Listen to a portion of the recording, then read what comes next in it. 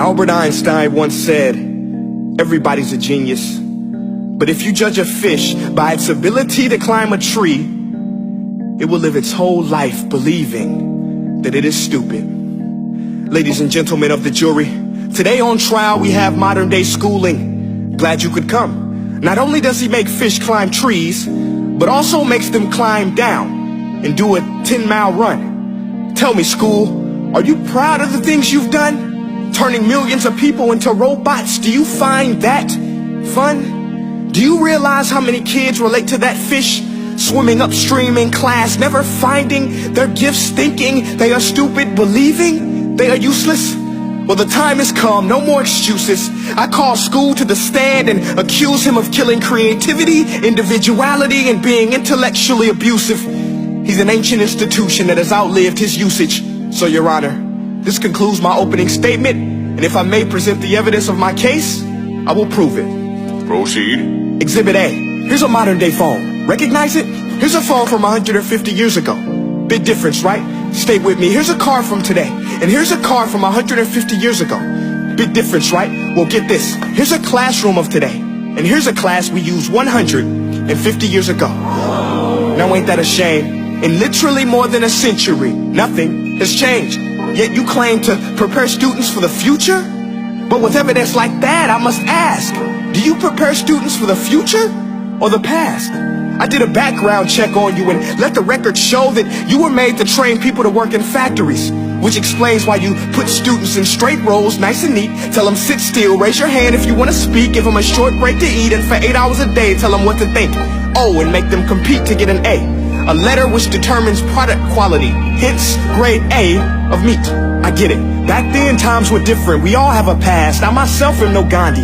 But today, we don't need to make robot zombies. The world has progressed. And now we need people who think creatively, innovatively, critically, independently, with the ability to connect. See, every scientist will tell you that no two brains are the same. And every parent with 2 or more children will confirm that claim. So please explain why you treat students like cookie cutter frames or snapback hats, giving them this one-size-fits-all crap. Watch your language. Sorry, Your Honor, but if a doctor prescribed the exact same medicine to all of his patients, the results will be tragic. So many people will get sick, yet when it comes to school, this is exactly what happens. This educational malpractice, where one teacher stands in front of 20 kids, each one having different strengths, different needs, different gifts, different dreams, and you teach the same thing the same way? That's horrific. Ladies and gentlemen, the defendant should not be acquitted. This may be one of the worst criminal offenses ever to be committed. And let's mention the way you treat your employees. Objection. Overruled. I want to hear this. It's a shame. I mean, teachers have the most important job on the planet, yet they're underpaid? No wonder so many students are short-changed. Let's be honest. Teachers should earn just as much as doctors, because a doctor can do heart surgery and save the life of a kid. But a great teacher can reach the heart of that kid and allow him to truly live. See, teachers are heroes that often get blamed, but they're not the problem. They work in a system without many options or rights. Curriculums are created by policymakers, most of which have never taught a day in their life. Just obsessed with standardized tests. They think bubbling in a multiple choice question will determine success. That's outlandish. In fact, these tests are too cruel to be used and should be abandoned, but don't take my word for it.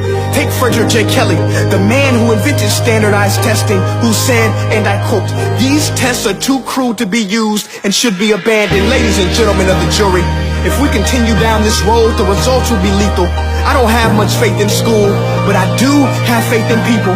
And if we can customize healthcare, cars, and Facebook pages, then it is our duty to do the same for education, to upgrade it, change it, do away with school spirit, because that's useless.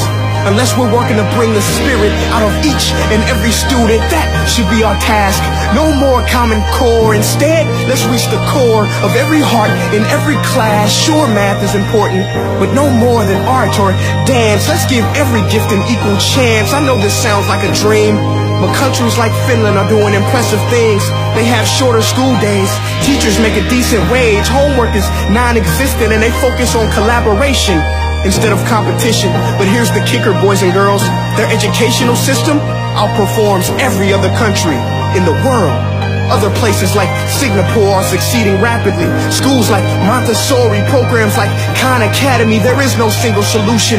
But let's get moving, because while students may be 20% of our population, they are 100% of our future.